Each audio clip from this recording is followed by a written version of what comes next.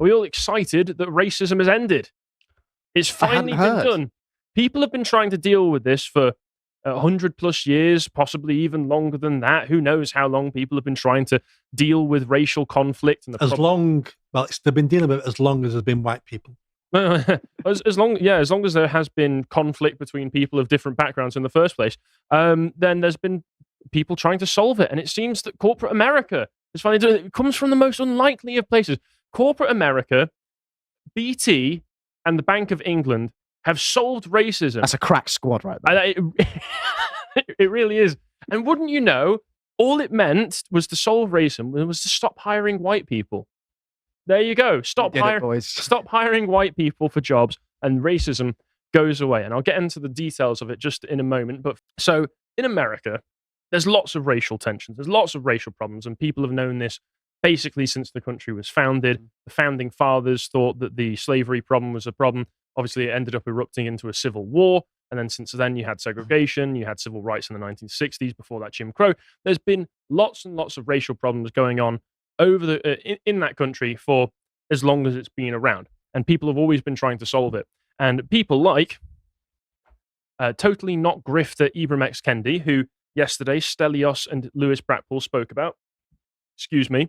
It turned out that a man whose job was entirely dependent on trying to come up with non-resolvable ways to fix racism, his job depended on there being racism, turned out didn't want to solve racism and wanted to, in fact, create more racism where there may not have been any in the past, because he just wanted to get paid money. And Weird how that happens. And in fact, his institute has basically collapsed, because it turned out he was given, in 2020, millions and millions and millions of dollars by large interests, corporate interests, governmental interests, and didn't really do anything with it. He just went on a few speaking tours, made a lot of money, and I think Stelios pointed out the institute made no research paper, did nothing of use. If you're going to have a large educational or academic institute, generally what you're there to do is come up with research, write papers, and publish papers. They did none of that. People, I assume, milled about for a bit, got paid. Kendi went on a few speaking tours, and then the whole thing collapsed, and it had a really bad turnover. So it seems, as a business idea, it's a great business idea. Good, well done, mate. Actually, the grift is really good if you can get a hold of it, but didn't solve racism. And it seemed for a brief moment there that our one hope, Ibram, had not solved racism. So I guess racism was just going to carry on. But then Bloomberg, from the back with the steel chair, surprise babyface turn, says corporate America promised to hire a lot more people of color. It actually did. The year after Black Lives Matter protests, the S&P 100 added more than 300,000 jobs, and 94% went to people of color. Now, this is adding over 300,000 jobs.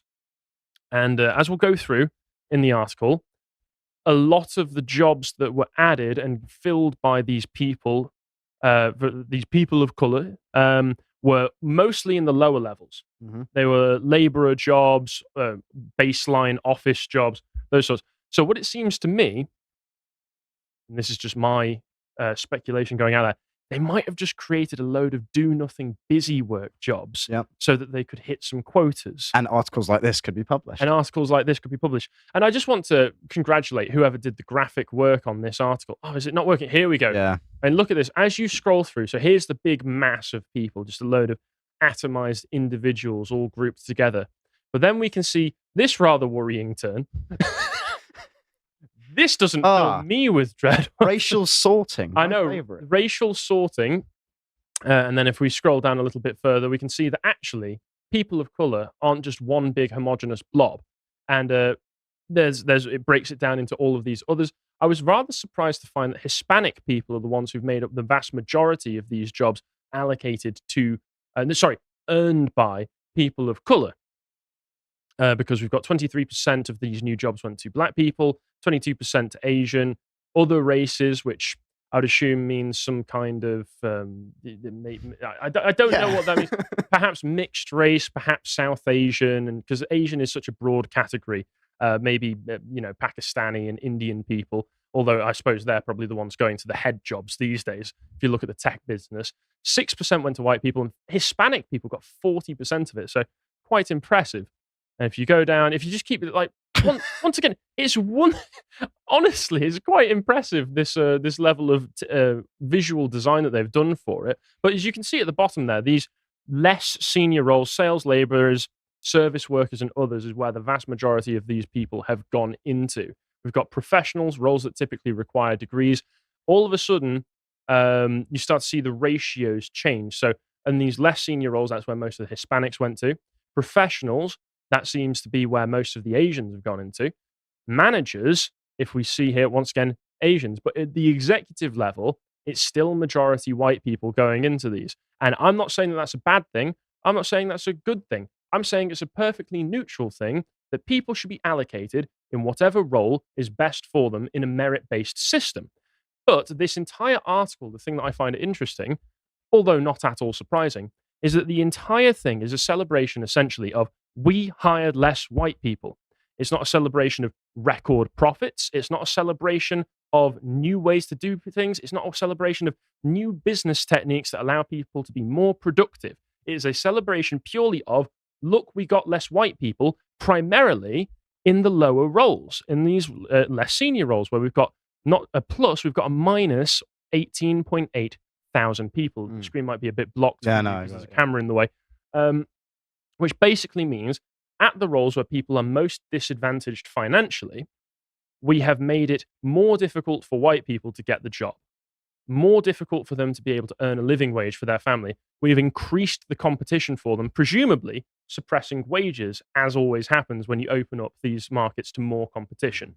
It's very, very interesting. Can I just say very quickly, on this screen here right now, it's almost like the people who are designing this graphic kind of realized, like, oh, we're sorting people into like racial categories, and that looks kind of bad. So we're going to make the whites blue, and we're going to make the Hispanics turquoise, and we're going to make the blacks yellow, and the Asians pink, and the other races blue, instead of just doing them the colors that they actually are, because then it would have been far too explicit.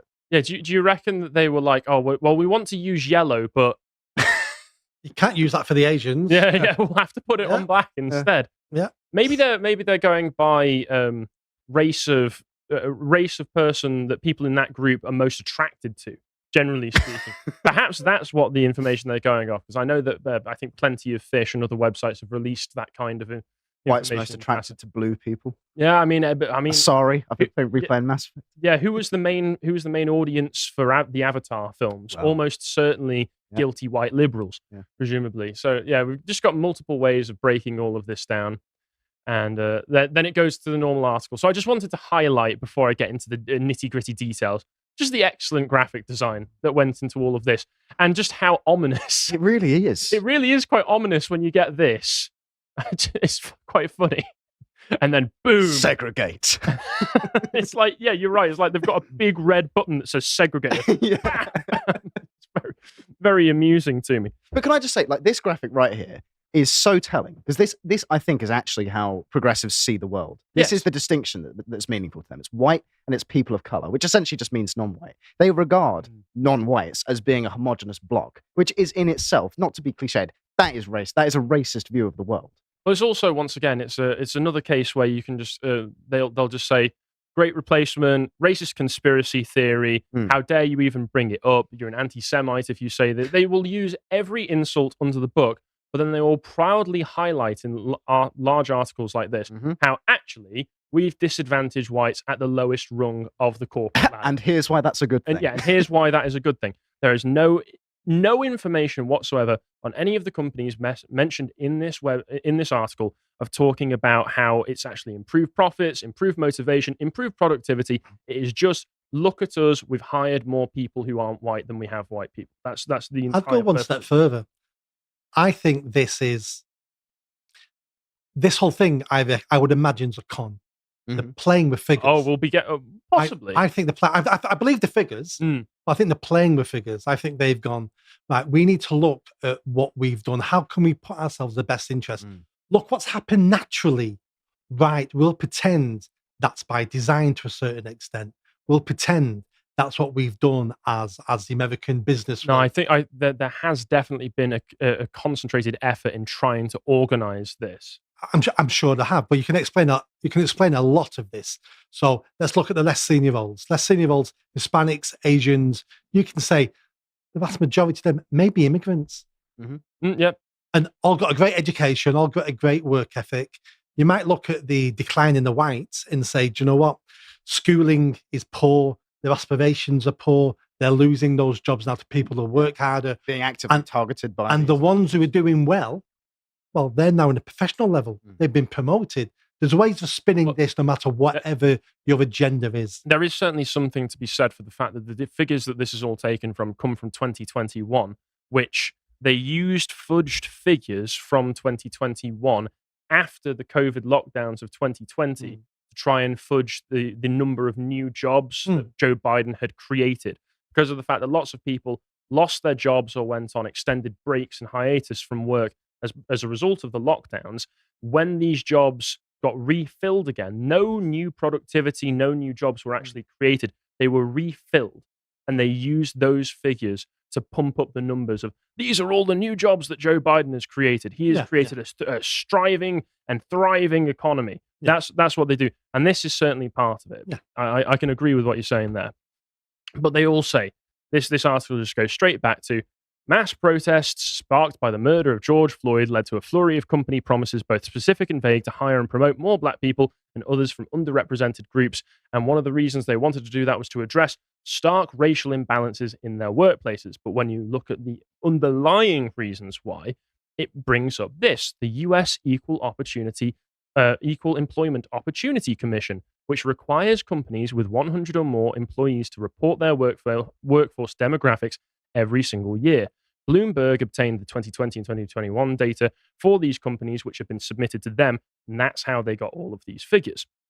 Now, the Equal Employment Opportunity Commission is very similar to how, say, I forgot what it's called all of a sudden, the Human Rights Equality Commission, whatever it's called over in the UK, works, which is that if they decide to look into your company and decide on an arbitrary basis that you don't fit the same, if you don't fit the remit of, in this case, the Civil Rights Act, I believe it's Title VII, which is disparate impact, and over here it's it's the Equalities Act. Yeah, Equalities Act of 2010. Then they can bring legal charges against you. They can throw a lawsuit against you. So a lot of these companies have a major legal and financial incentive to make sure, whether they're fudging the numbers or not, that they are hitting these very arbitrary quotas. What is the quota? If you go on the Wikipedia on disparate impact, I don't have it here, but I got the information down on my document.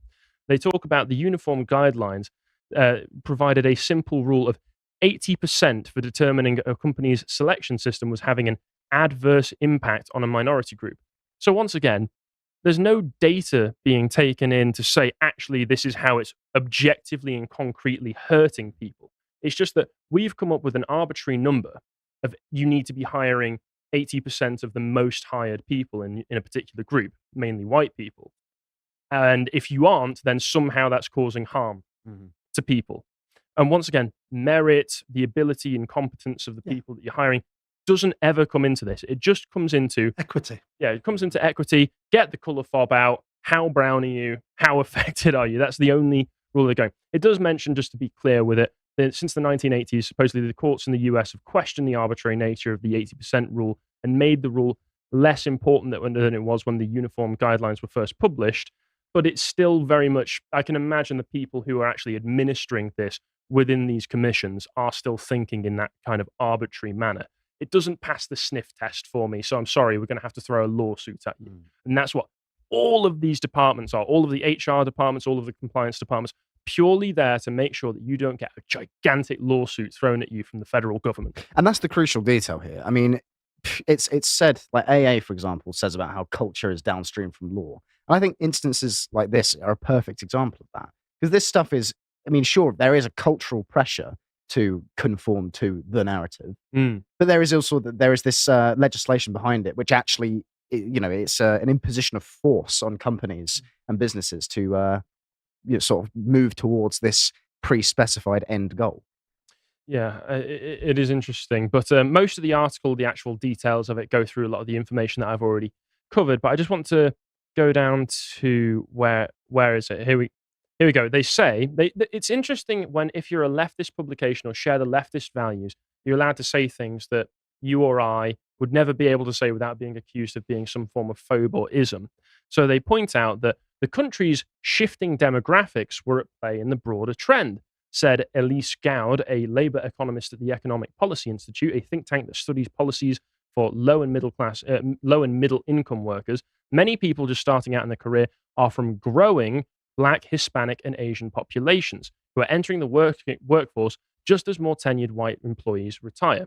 So what they're only not just saying there is that, once again, like we can see at the bottom rung, that there are more that we're actually losing white employees, which may be moving up into professional roles. They may not. It doesn't break down the information in any more detail than that. But they're also, once again, bragging about shifting demographics within the country itself. But if you or I were to say there is a replacement going on that's being targeted, they would say, no. There's no reason that the southern border against Mexico is basically open. It's just pure paranoid conspiracy that you would even think that. And they carry on in here. I've just got there's some interesting information that goes on to. Corporate reckoning on institutionalized racism in the immediate aftermath of George Floyd's murder by a white police officer was a factor too. And now, once again, I'm not going to go against anything that was proven, supposedly, in a court of law, but I will say it looked a lot like a fentanyl overdose to me. The work was exploding, and organizations were just trying to figure out what to do in that very moment, said Stephanie Lejoy-Lubin, who worked in the Diversity, Equity, Inclusion, and Belonging department at Car Gurus. Another buzzword. I know, we've got another one to add to the pile now. It's belonging as well. Would you like a hug blanket? Would you like the hug box? We can go in the corner and we can all hug it out. So make sure you feel like you belong. Just another way to waste people's time and money, I'd imagine. They're a car online review website at the time and consulted on the site. Why does a car online review website need this? Just host a website where you can review cars online. That's all you need to do. But no, apparently the federal government says if you don't have this arbitrary quota of people who aren't white, then we're going to sue you for some reason. That summer, some companies rebranded products that had been long marketed with racist stereotypes. So you can think of all of those ones. Uncle Ben's, Jemima's, Aunt Jemima's, all of those ones where it's a very friendly looking black person. And they went, that's racist. That was so weird. That was funny. It was just it felt like a flex of arbitrary power. Yeah, that's what it felt like, and a signal of allegiance from the companies who did it as well. More pledged hundreds of millions of dollars and their shelf space to racial equity efforts, and this is where the grift, the fudging, and the money comes into it. Separately, about half of the firms in the S&P 100, including Amazon, Pepsi, Meta, then Facebook, and Microsoft, set ambitious targets for increasing their share of people of color in leadership. Amazon set out to double black vice presidents and directors. Microsoft pledged to double black managers and senior leaders in the US by 2025. After Floyd's murder, companies adopted several practices to help hire and retrain underrepresented workers, including establishing leadership development programs and training managers in inclusive practices. All of this requires a vast network of patronage from massive companies, all funneling money through one another, including they're also getting better at identifying broader pools of job candidates, said Donald Knight, Chief People Officer at Greenhouse Software, which helps companies with equitable hiring practices. Like this information, the most recent information I could find on Greenhouse Software was from 2021. Can anyone guess what they were valued at in that year? No idea. I've just read it, and I'm astounded. $820 million. That one business that's just to help companies with equitable hiring practices. There is a hundreds of millions, if not billions of dollar industry at this point to be able to manufacture and facilitate these kinds of hiring practices. So if you want another reason why people do it, there you go. Good money if you can get it. Yeah, but they mention that they don't have the information since 2021, and since all of the fervor died down, well, things might have shifted. They say here, mentions of diversity, equity, and inclusion on earnings calls and at conferences among Russell 3000 index companies fell by 54% in the third quarter of the most recent year they could find the information on. According to data compiled by Bloomberg, none of the half dozen companies with the most notable diversity gains wanted to discuss them in detail. So this is off of the back of a lot of governors and politicians in America starting to make note of what's going on in these discriminatory hiring practices and saying, we don't want this. We want you to be hiring people based on merit, their competency, rather than just going off of arbitrary factors. So things might have shifted by there. But once again, when we're talking about a billion-dollar industry, we can't be certain. Bloomberg doesn't give the information. But we could be happy to know that US, you're not alone in having finally solved racism. The UK did it as well, because BT decided, a top executive at BT declared plans to cut more than 1,000 jobs in rural areas while hiring new staff in major cities, and they say that will boost workforce diversity. This was something that really got people annoyed, especially because of, once again, the financial incentives involved in it. So let's see. This woman. Oh, go I was just going to say again. You've said this already, but sacking people and hiring different ones, not to boost productivity, not to boost efficiency, not to boost output, but to boost diversity. Yes. I disagree. I would say they're doing it for the business. They're cutting 1,000 jobs in rural areas and need more people in inner cities. The fact that's going to benefit diverse communities more is immaterial to BT, but they've seen it and went, oh, we can get some woke PR out of this. We're doing it anyway. There is definitely a material factor to this as well, because the executive who announced it, let me find her name, Alison Kirkby, I believe her name is. If she can hit the diversity target set for BT, she personally will pocket an extra £220,000. So that's a big factor in that can be a factor. Yeah. Who cares about the fact that we're potentially making people destitute and ripping their jobs from them, and maybe even in some cases going to force them to move to a large city that they don't want to live in when they previously lived in a nice, peaceful rural area? I can make 200 grand off of this. So, hey, good on me. So, what a perverse incentive. I know. Yeah. In comments leaked to the Mail on Sunday, Howard Watson, BT's chief networks officer, suggested that a significant factor in choosing where to locate major offices was the ethnic diversity of the area. So the area that was set up previously was Martlesham, which is 95.8% white, and the areas that they're going to be setting it up in, where they're going to set strategic hubs in, are London, Birmingham, Manchester, and in contrast, the Mail points out that Birmingham is 48.7% white. So just by virtue of the population demographics of these larger cities, I think Manchester is very similar. Yeah. What's London now? It's like 34% white, something like that. Yeah. By virtue of the areas they're putting them in, they're just going, well, we'll naturally be hiring less white people, hitting my diversity targets. In March, the proportion of ethnic minority staff at BT was 13.4%, with bosses aiming for it to jump to 16% by 2025. So we'll see how that goes. People I saw posting some extra information on it. One thing that was interesting, because you could say and go, well, surely even the Equalities Act, under the protected characteristics it lays out of one of them being racial categories, would be able to say that this is a disparate impact that is negatively affecting white people. Maven Politic, I found this tweet from this Information Liberation article that has happily compiled a few useful ones, pointed out that BT have been careful to skirt around the law here. They'll be hiring less than the original 1,100 fired workers and consolidating the office locations so it gets classed as a normal redundancy offering.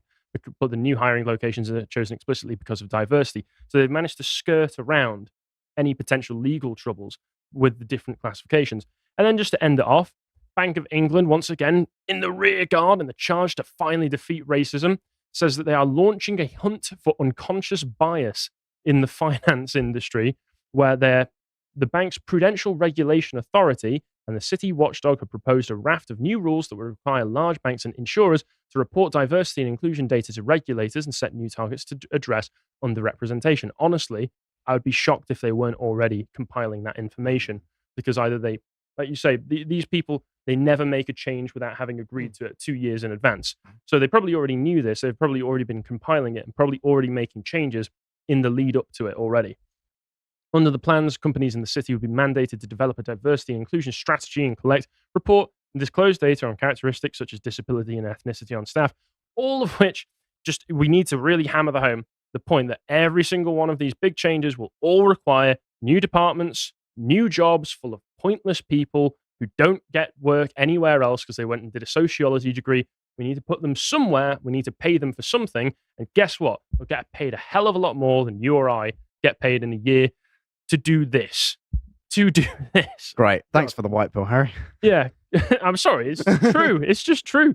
Companies can also choose to go further by reporting data on gender identity and socioeconomic background of staff. Socioeconomic factors being taken into account here as well, which is very interesting because in the Equalities Act, the first clause of it talks about a duty by the government to mandate and regulate socioeconomic conditions with people, and that's the one bit of it that's never been practically implemented since the Tories got in charge. So I'm still very worried if Labour get in, if they'll just move on that immediately. And there's just more platitudes, more things thrown out. But yes, I think that's all I really need to go into in detail there. Let me give you 2 life experience examples here. So I've got a friend of mine, white woman, 30-ish, and every job she applies for, which she's successful at all the time, she ticks disabled, LGBTQ, and black, or mixed race. And she's neither of any of them. And she gets every job she goes for. Yeah. Well, that is a good strategy. It's just gaming the system. Because why not? Why not? It doesn't hurt. Yeah. And the off chance it might go, we're down on some of these. This is 3 for 1. Yeah. So you don't know how it works. It does no harm. So she does that all the time. What white Americans doing, we don't know. That could be impacting that. Yeah. The next one is something when we're looking at stats and how you can twist figures. Here's something I did once. Oh, right. Okay. Working in Manchester City Centre, we had I was based in police stations, but I wasn't a police officer. And we had reports of prostitution. In the prostitution area, people complaining. Get it all the time.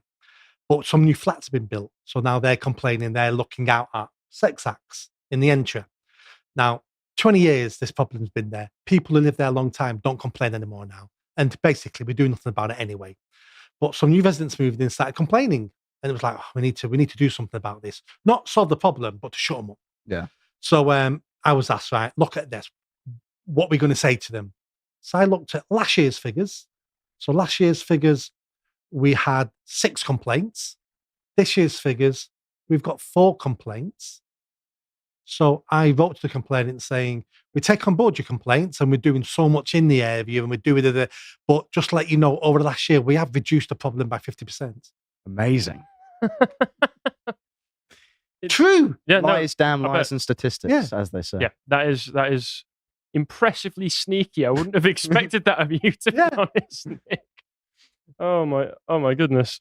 But that's what you can do with stats, and that's what you can do. So every time the government tells you something or gives you stats on those stats, if it's backing up what they want to say, you need to go, what have they done to the figures? How have they twisted it? How have they presented it to tell you what they wanted to tell you? Yeah. I take the Thomas Carlyle position on statistics, and they just don't listen. No. Well, in that case, taking Nick's advice, if you're applying for a job that says it's only open to candidates who are people of colour, remember that apparently Cheddar Man was basically African anyway. If you're descended anything from the line of Western hunter-gatherers, which if you're English, you definitely are, go ahead and tick that people of colour. Congratulations.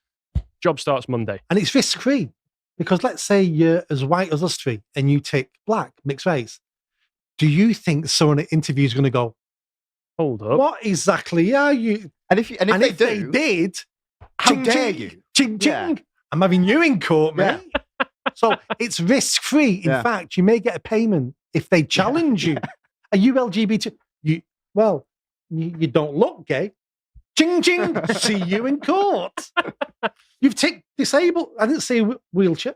Oh, ching, ching again. To be honest, disabilities aren't always visible, you bigot. Yes. There you go. And if they did ask you to, okay, I need you to prove that you're LGBT. Yeah. Oh, I'd just be sexual salation. Yeah. Oh, that's very salacious. What are you doing? Solicitation. Yeah. No. There you go. Well, never say you never learn anything practical from our podcast, because I think we've just got everyone watching their dream job that they've always been looking for.